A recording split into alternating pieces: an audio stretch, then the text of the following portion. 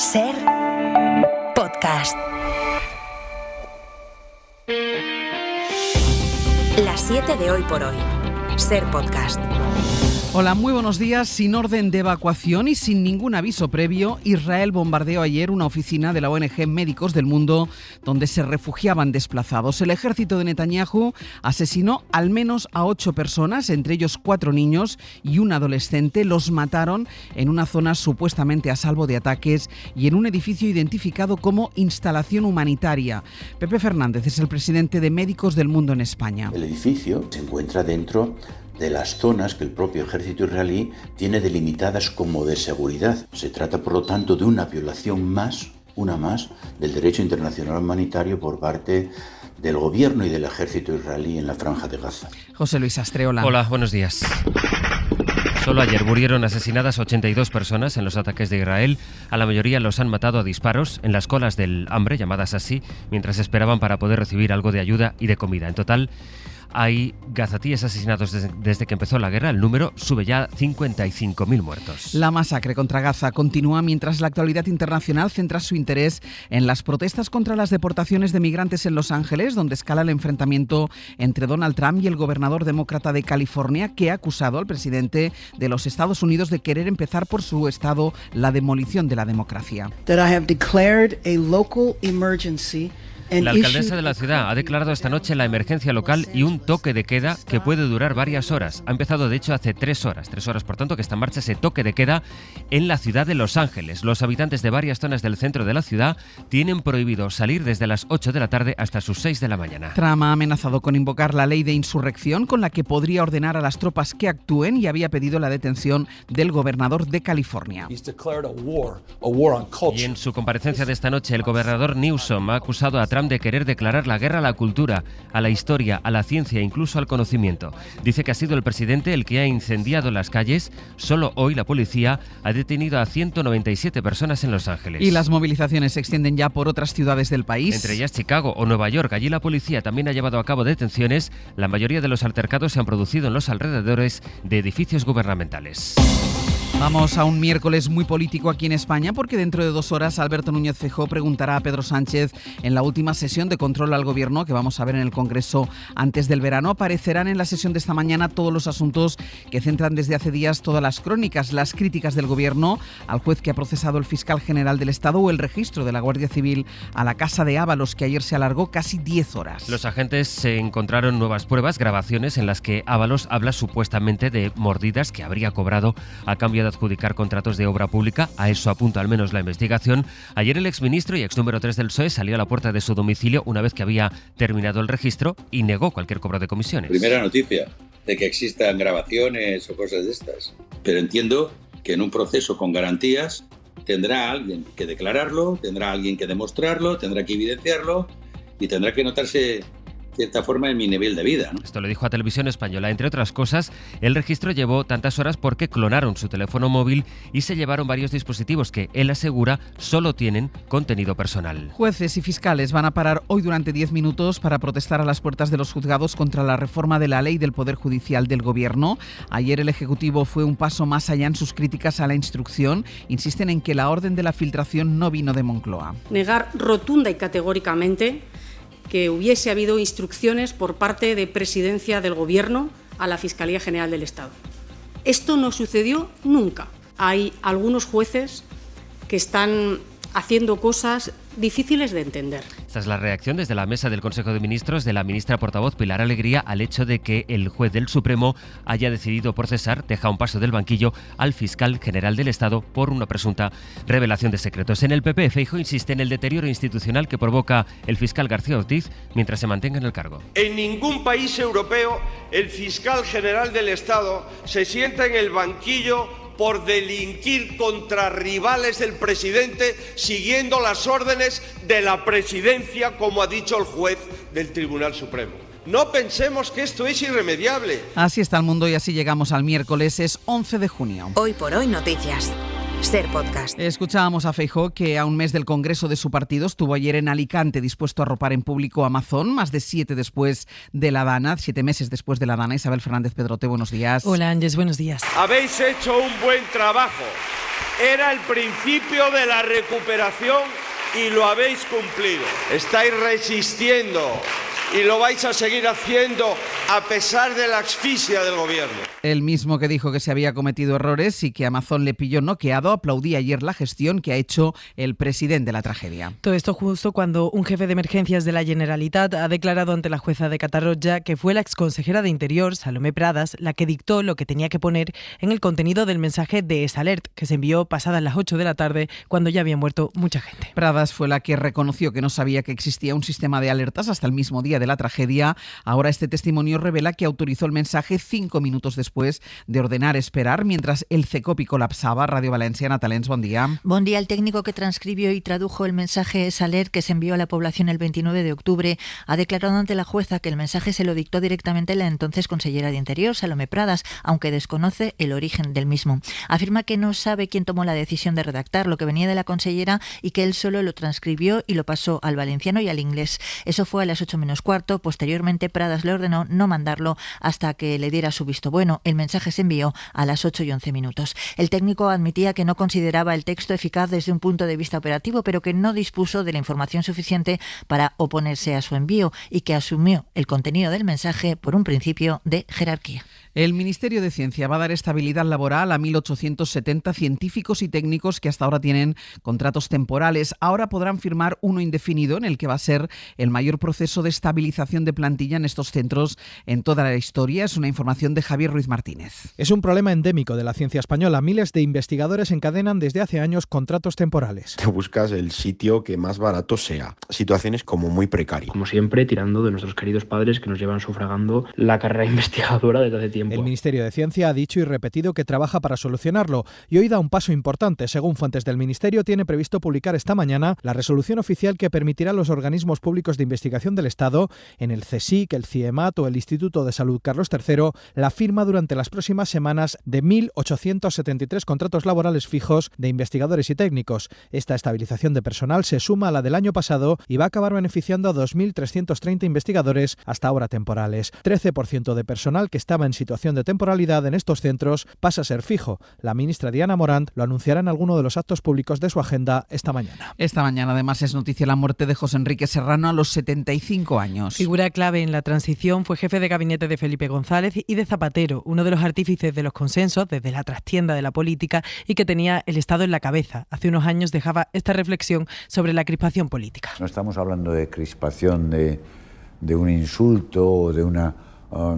quiero decir, ahora aquello que en los años 90 fue tremendo, del váyase señor González, bueno, es una cosa angelical, ¿no? Angelical frente a lo que hoy se produce.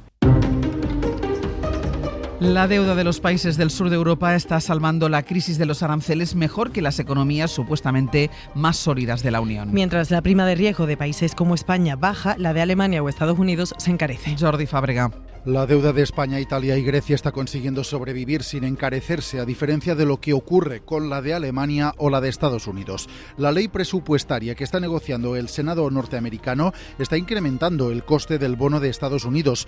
También el compromiso de Alemania de aumentar el gasto militar encarece la deuda del país, mientras los bonos de España, de Grecia y de Italia, que estuvieron en el foco en la última crisis financiera, ven ahora como sus primas de riesgo bajan. La de España está por debajo de los 60 puntos básicos, aunque Roberto Scholtes de Singular Bank lo atribuye más a deméritos de Alemania que a méritos de España. Alemania tiene ahora mismo una prima de riesgo de 20-30 puntos básicos.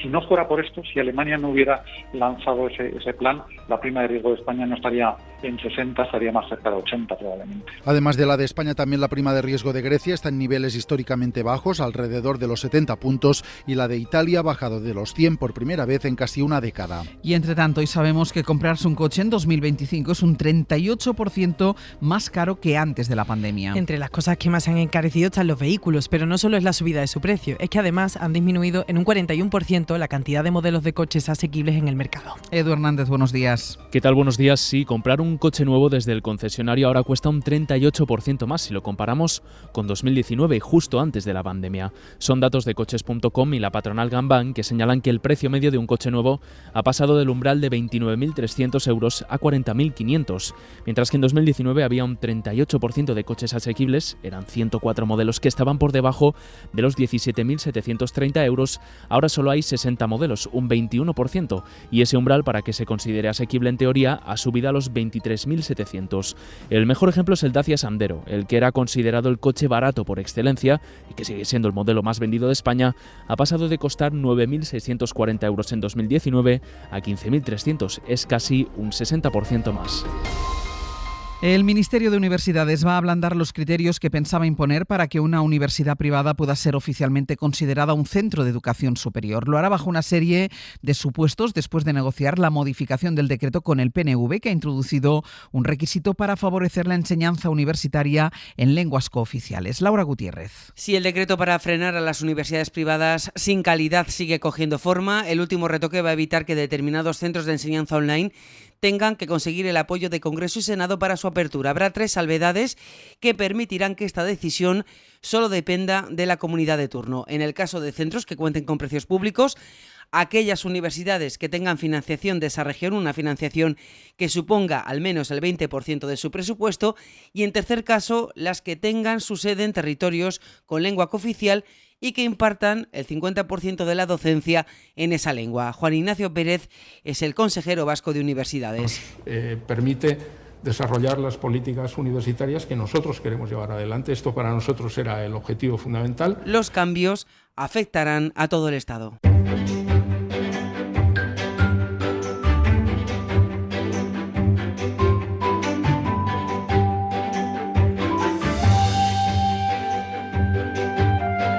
Hasta Galicia, Ricardo Rodríguez, Bodía. Hola, Ángels, Bodía. Y hasta Extremadura con Maite Carrasco. Maite, buenos días. Hola, buenos días. Vamos con algunas noticias de estas dos comunidades, como lo que se va a producir en Santiago, lo que va a pasar, y es que se va a recrear, Richie, la rave del director Oliver Lache en la película Sirat. Será el próximo 4 de julio en la Plaza de Quintana. Compostela acogerá parte de la propuesta mística y sensorial con la que Oliver Lache ha encandilado en el Festival de Cannes.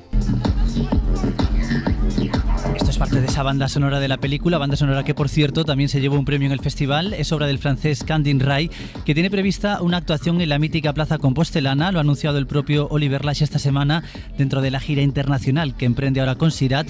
Una de las claves de la película es su atmósfera sonora y el director busca ahora recrearla en un escenario como a Quintana, en el que se fusionarán música y cine en una experiencia diferente y más que atractiva, Ángels, para este comienzo de verano aquí en Santiago. Una buena propuesta. La llegada del tren Alvia a Plasencia, recibida a lo bienvenido Mr. Marshall. Maite, ¿qué pasó? Pues allí estaban recibiéndolos las plataformas ciudadanas Norte y Movimiento por Plasencia y celebraban con reparto de churros y champán a las puertas de la estación de tren de Plasencia la puesta en marcha de esa tercera frecuencia del tren Alvia entre Extremadura y Madrid. Por primera vez realizaba parada en la capital del G.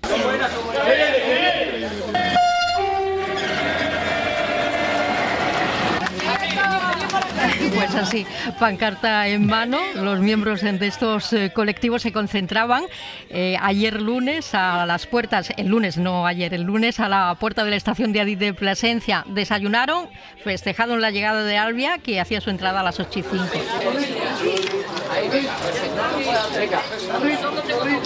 Así, con el reparto de churros y champán, tiene prevista su llegada a Atocha sobre las 10:46. Ya no me extraña, con lo complicadas que están las comunicaciones con Extremadura, que se celebre la llegada de un tren, vamos, como si llegara Mr. Marshall.